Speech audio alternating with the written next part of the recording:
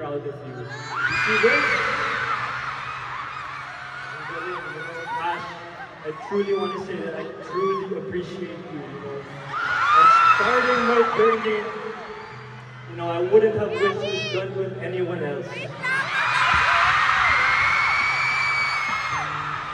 You are not only a blessing in my life, but a blessing to many others here today.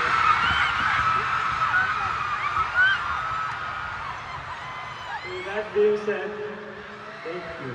I love you! I love you! Nagulat ka ba? Nagulat ka ba? Oo, na-speechless ako. Wala akong masabi. Pero proud na proud din ako sa'yo. And sobrang happy ko din na